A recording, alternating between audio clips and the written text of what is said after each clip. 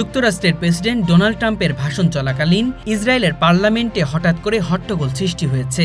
পার্লামেন্টের বিভিন্ন নেতা এবং সদস্যরা ট্রাম্পের বক্তব্যের কিছু অংশকে সমর্থন না করে চরম অসন্তোষ প্রকাশ করেছে।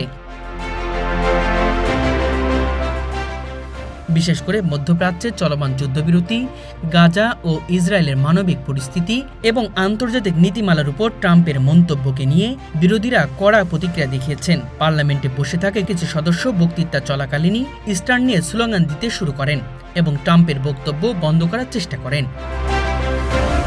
এই পরিস্থিতি পার্লামেন্টের সাধারণ কার্যক্রমকে প্রায় স্থগিত করে দেয় এবং মিডিয়ার মাধ্যমে তা আন্তর্জাতিকভাবে প্রচারিত হয়। রাজনৈতিক বিশ্লেষকরা বলেছেন, হট্টগোলের মূল কারণ হল ট্রাম্পের ভাষণে ইসরায়েলের অভ্যন্তরীণ রাজনীতি এবং নিরাপত্তা নীতি নিয়ে সরাসরি মন্তব্য। বিশেষ করে গাজার পরিস্থিতি ও যুদ্ধবিরতির পদক্ষেপ নিয়ে তার অবস্থান কিছু সদস্যের কাছে অনাকাঙ্ক্ষিত মনে হয়েছে।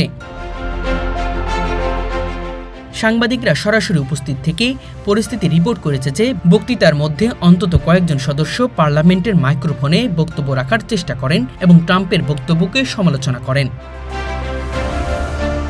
ট্রাম্পের সহকর্মী এবং মার্কিন কূটনীতিকরা এই অবস্থানকে শৃঙ্খলা রক্ষার মাধ্যমে সামাল দেন। তবে আন্তর্জাতিক সংবাদ মাধ্যমে হট্টগোলের দৃশ্য দেখানো হলে তা বিশ্বের রাজনীতিতে গুরুত্বপূর্ণ আলোড়ন সৃষ্টি করছে।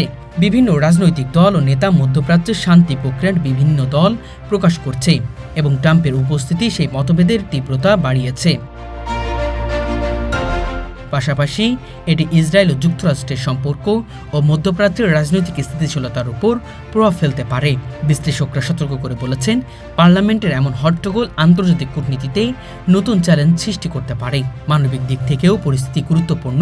গাজার মানুষের নিরাপত্তা, যুদ্ধবিরতির কার্যক্রম এবং পুনর্বাসনের বিষয়গুলো এই হট্টগোল প্রেক্ষাপটে আলোচনার কেন্দ্রবিন্দুতে এসেছে। ট্রাম্পের বক্তব্য মানবিক সহায়তা ও পুনর্গঠনের প্রতিশ্রুতি থাকা সত্ত্বেও পার্লামেন্ট বিরোধী প্রক্রিয়ার কারণে এটি বাস্তবায়নে কিছুটা জটিলতা সৃষ্টি হয়েছে।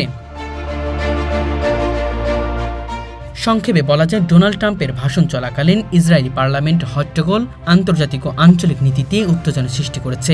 এটি ইসরায়েলের অভ্যন্তরীণ রাজনৈতিক বিভাজন, মধ্যপ্রাচ্যের শান্তি প্রক্রিয়া এবং মানবিক পুনর্বাসনের ক্ষেত্রে গুরুত্বপূর্ণ প্রভাব ফেলতে পারে। পরিস্থিতি নিয়ন্ত্রণ ভবিষ্যতের রাজনৈতিক সমঝোতা গুরুত্বপূর্ণ চ্যালেঞ্জ হিসেবে সামনে এসেছে।